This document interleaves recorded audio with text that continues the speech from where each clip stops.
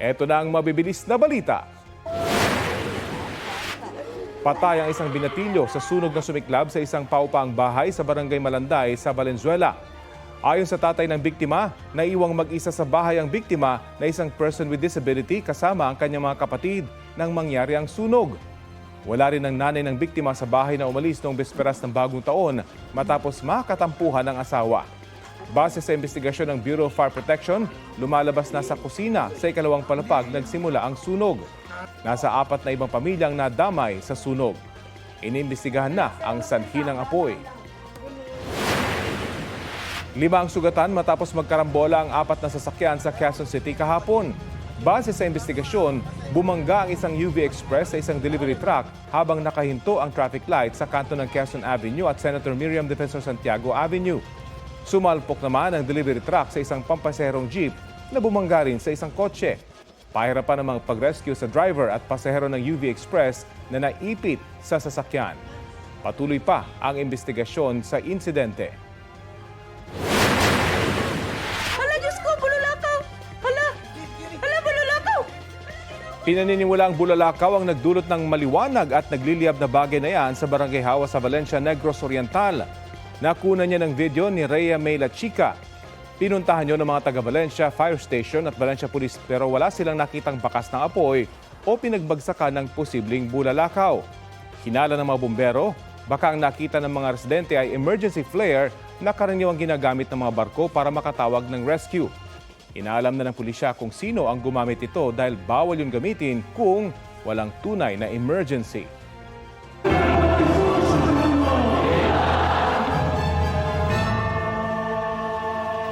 Bilang paghahanda para sa traslasyon ng Jesus Nazareno, nag-clearing operations ang MMDA sa mga kalsadang daraanan nito. May ulat on the spot si Oscar Oida. Oscar? Yes, Rafi, maagang sinuyod na mga tauhan ng MMDA Special Operations Group Strike Force ang mga dadaanan ng traslasyon ni Jesus Nazareno dito sa Maynila. Unang pinasadahan itong kahabaan ng Carlos Palanca Street at Quezon Boulevard pati na ang Arlegui Street. Dito pa lang sa ay marami ng nato na sasakyan, mapakotse, motorsiklo, pati tok-tok. Wala rin kawala ang mga nakahambalang sa bangketa. Pagdating ng Plaza del Carmen, mas marami pang illegally parked na sasakyan ang naabutan at nahatak. Ayon kay Special Operations Strike Force Head Gabriel Go, importanteng na-clear nila ang mga apektado ng kalsada, pati mga bangketa para matiyak na magiging maayos ang daloy na prosesyon sa araw ng kapistahan ng itim na puong Nazareno. Batid ng MMDA ang posibilidad na magbalikan kalaunan ang mga pinaalis nilang mga illegally parked na sasakyan, pati na mga illegal na pumipwesto sa bangketa. Kaya daw babalik-balikan din nila ang lugar para makasiguro. Sa ngayon ay nagpapatuloy ang bantay sa Gabal Operations ng MMDA. Rafi? Maraming salamat, Oscar Oida. Ito ang GMA Regional TV News. May mga aktibidad din sa ilang probinsya para sa pagunita sa pista ng Jesus Nazareno. Sa Balanga Bataan, nagsimula na ang pahalik sa replika ng imahen sa St. Joseph Cathedral sa Balanga Bataan. May mga pupunta na para mag-alay ng sampagita at dasal bago humaplos sa imahen. Tatagal ang pahalik doon hanggang January 9 na magtatapos sa isang prosesyon. 3 ang sugatan, kabilang ang isang menor de edad matapos magkaroon ng gulo sa Barangay Luz sa Cebu City. Base sa investigasyon, nag-e-ensayo sa gym ng barangay ang mga biktima para sa Sinulog Festival. Inabangan daw sila ng isa pang grupo sa labas at pinagbabato ng mga matitigas na bagay. Depensa ng 5 nanakit na karamihan ay mga menor de edad, kinutsa sila ng mga biktima noong dumating sila sa gym. Hawak ngayon ng pulisya ang isa sa mga nanakit habang itinurn over na sa City Social Welfare and Development ang 4 sa kanila na menor de edad. Sinusubukan pang kunan ng pahayag ang mga biktima. Itinuturing ng suspect at nakataktang sampahan ng reklamo ang 5 lalaking gumamit umano ng iligal na paputok sa Tondo, Maynila na ikinasawi ng isang grade 5 student. at ikinasugat ng kanyang kaibigan. Binigyan natin sila ng pagkakataon sana para magbigay linaw, pero kinipit-balikat nila, hindi sila tumugon doon sa ating panawagan. Yung paglabag dito sa RA 7183 o yung batas na sumasaklaw dito sa pagbebenta, paggamit at pagdidistribute ng mga illegal na paputok. Kakakibat na rin ito yung kasong reckless imprudence resulting in homicide and serious physical injury. Hinihinala namang illegal ding paputok na atomic bomb ang naminsala sa mga bahay at ari-arian ilang minuto matapos salubungin ng bagong taon. Sa tondo rin ito nangyari kung saan 2 ang nasugatan. Nandun pa tayo sa process ng pag-iimbestiga. Patuloy namang nagpapagaling sa ospital ang 13 taong gulang na PWD na si Ronron matapos masabugan ng sinindahan niyang napulot na paputok sa Quezon City. Malabo naman po. Makulit na din maski paano. Okay na yung makulit na makita ko. Hindi walang malay. Sumailalim na siya sa 2 major operation at kailangan ng 3 pang operasyon. Hindi na kailangan putulin ng 2 niyang paa ang lubhang napuruhan. Pero mangangailangan pa rin daw sila ng tulong para sa bakal na ilalagay para maisalba ang kanyang binti. Ayon sa Dr. ni Ronron, bagamat hindi kailangan ng dagdag na dugo para sa mga susunod niyang operasyon, kailangan mapalitan ng dugong nagamit sa inisyal na operasyon ng binatilyo. Yung patient ngayong gising naman na siya, intubated pa rin, pero maganda na yung status niya. No, nakakakain na siya, gawa ng paglagay namin ng tubo sa ilong, nagre-respond na yung pasyente. Ayon sa Philippine Red Cross, madalas dumarami ang mga nangangailangan ng dugo tuwing Enero.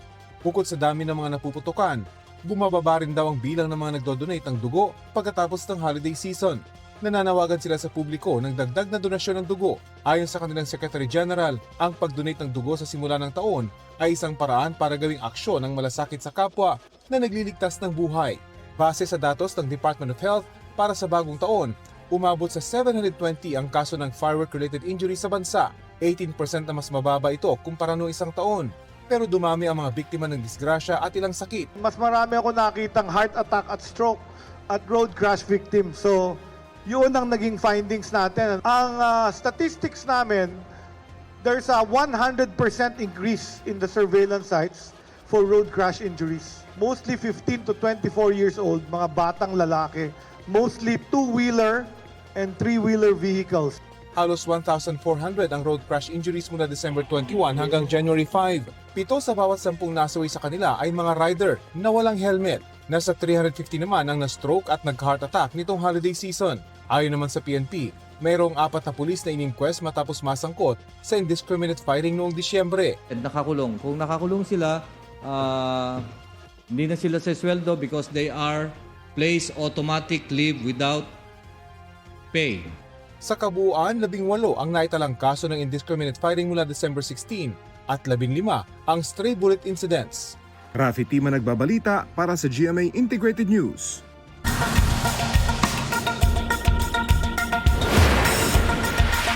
Sa gitna ng gabi, umalingaw-ngawang malakas na pagsabog na yan sa ng Lebanon. Airstrike na palayo ng Israel. Muling inumpisahan ng Israeli military ang pag-atake sa mga pinaniniwalaang kuta at military infrastructure ng mga grupong Hezbollah at Hamas sa Lebanon.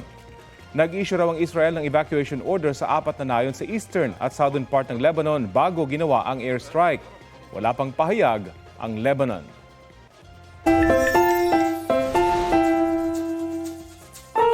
Tanggal bagot sa paglilinis ang eksena ng isang fur baby sa Hong Kong. Here Comes the Bride, ang atake ng 11-month-old na asong si Tuktuk. Kwento ng kanyang fur parent na si Jomera. Naglilinis siya nang makita si Tuktuk na nagmukhang bride-to-be. Ang kurtina kasi nagmukhang belo sa kasal. Mukhang may mapapa-I-do o I-dog dahil certified looking beautiful in white si Tuktuk. Ang video na yan may 1.3 million views na online. Trending!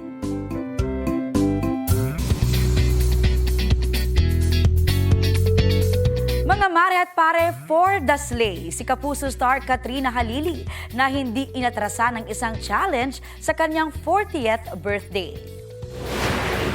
Sino ba ang hindi nakamiss kay Black Darna?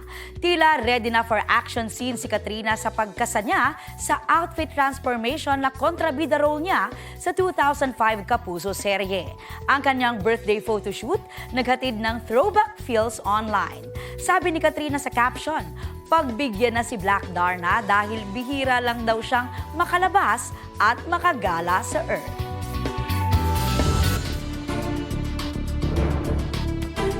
Mainit na balita, nag-issue ang Civil Aviation Authority of the Philippines ng Expanded Flight Safety Advisory kasunod ng mga aktibidad ng ilang bulkan sa bansa.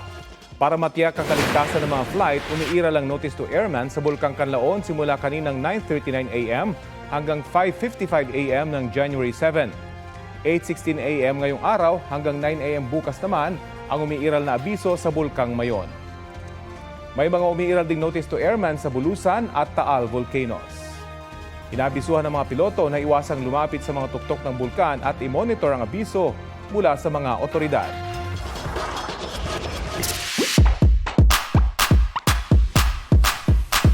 Isang pasyalan sa China ang mala fairy tale ang eksena ngayong bagong taon. Bida kasi riyan ang naglalakihang kastilyo at iba't ibang sculptures na gawa sa yelo.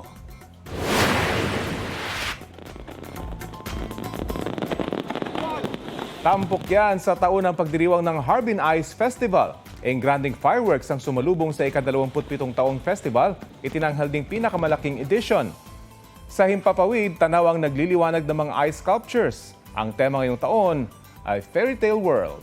Isa sa mga ibinida riyan ang drone show na nagtilak kabayo as a symbol ng pagpasok ng Year of the Horse. Ayon sa organizers, 400,000 cubic meters ng yelo at snow ang ginamit para mabuo ang pasyalan. Wow! Ang ganda! Ganda. Ang lamig din siguro dyan. For sure.